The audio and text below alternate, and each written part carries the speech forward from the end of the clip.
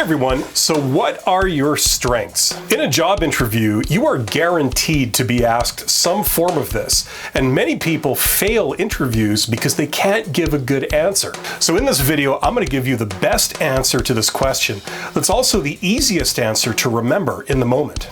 Now, what's your main purpose in a job interview? It's to tell them what you have, what you know, what you've done. This shows what you can do for them, and you've got to make sure they get this. Make sure they see your value. Make sure they understand just how capable and amazing you really are. Now, when exactly are you supposed to say all this? When the recruiter is just sitting there and firing specific questions at you? Well, that's where this question comes in. What are your strengths? You just hit the jackpot. It's good when they ask you this. One problem though. Whoa, hold your horses, Dwayne. Aren't strengths relative? I mean, just because you think something's a strength, will the recruiter see it as a strength? So thank you, Mr. John, for coming in for an interview for pit mechanic here at Bill's Oil and Lube. Tell me, what is your biggest strength? Well, the best thing about me is that when it comes to top hats, bow ties, vests, wingtips, and the occasional monocle, I will be the best dressed mechanic in your shop, representing you well to your customers. Well, thank you very much for coming down here today. Next! So here we have the problem. Something that you may be proud of and consider a tremendous strength doesn't impress the recruiter because they don't see it as a strength. They don't want to know what's your greatest strength according to you. They want to know what's your greatest strength according to me, the recruiter. But Mr. the company's expert, if that is your real name, how am I supposed to know what they consider a strength? I'm not a mind reader. Exactly. Guessing what they want to hear is bad. Fortunately, they've already indicated to us what they value. Wait, what? Yes. First of all, the recruiter has already listed what they're looking for in the job description. They've listed several requirements. They're looking for candidates with these. We know they care about these things. If you're applying for this job and you meet the requirements, they'll consider that a strength, right? Right.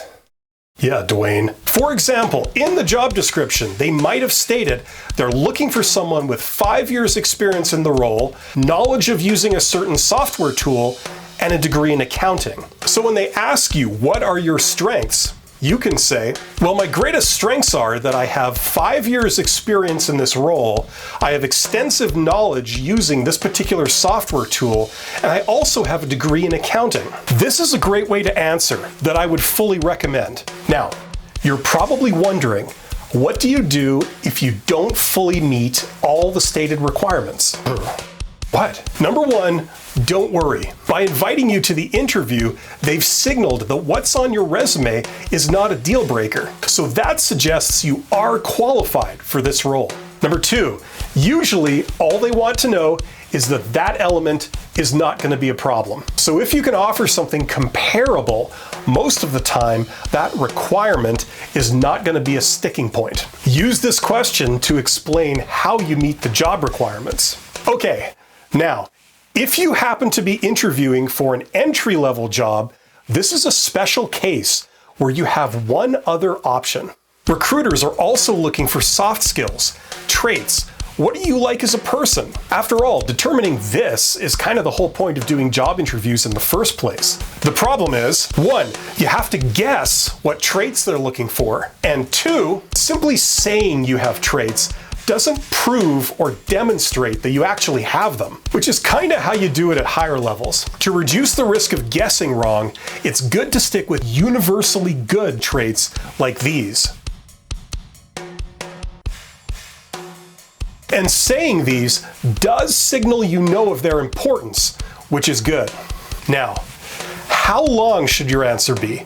I recommend 2 to 3 minutes, or as long as they let you talk. Speak to all the job requirements if you can, and stay on task. Provided you do this, the more the merrier. Okay, now you may also be wondering, this question, what are your strengths, is essentially the same question as why should we hire you and why do you want to work here? We give the same answer. So what if they ask me those also? Can I repeat myself? And the answer is yes. Repeat your answer in substance. You want to make sure it's clearly communicated. You want to reinforce how you meet the job requirements, obviously without repeating the same exact words. If you didn't get a chance to speak to all the requirements or mention all applicable soft skills, now you can. What are your strengths is one of several standard job interview questions. Click the Get Hired playlist in the end screen to see how to answer all the others. My channel has helped over 100,000 people get hired. If you subscribe, it can help you too. And always remember, you are very employable. In fact, you're awesome.